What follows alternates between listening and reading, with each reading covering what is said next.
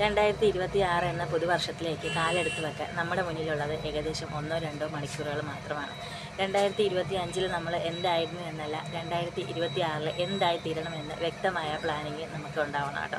അതായത് നമ്മുടെ ജീവിതത്തിൽ പ്രതീക്ഷകളല്ല വേണ്ടത്, വ്യക്തമായ പ്ലാനിങ്ങുകളാണ്.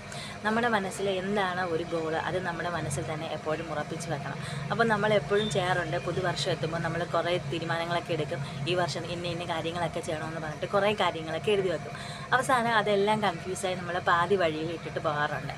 പക്ഷേ നിങ്ങൾ ചെയ്യേണ്ടതെന്ന് വെച്ചാൽ പ്രധാനമായിട്ട് ഒരു ഗോളിൽ തന്നെ ഫോക്കസ് ചെയ്യുക, അതിനു വേണ്ടി പരിശ്രമിക്കുക, അതിൽ നമ്മൾ ആലോചിക്കുക, അതിനു വേണ്ടി നമ്മൾ സ്മാർട്ട് വർക്കാണോ ഹാർഡ് വർക്കാണോ ചെയ്യേണ്ടതെന്ന് വ്യക്തമായിട്ട് ആലോചിക്കുക.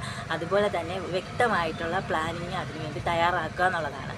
ചിലപ്പോൾ നമ്മുടെ കൂടെ നിൽക്കുന്നവർ തന്നെ നമ്മളെ നെഗറ്റീവൊക്കെ ആക്കും, അത് വേണ്ട, നിന്നെക്കൊണ്ട് പറ്റില്ല എന്നൊക്കെ പറയും. അത് ഇട്ടിട്ട് പോയി കഴിഞ്ഞാൽ നിങ്ങൾ തന്നെയാണ് അവിടെ തോക്കുന്നത് കേട്ടോ.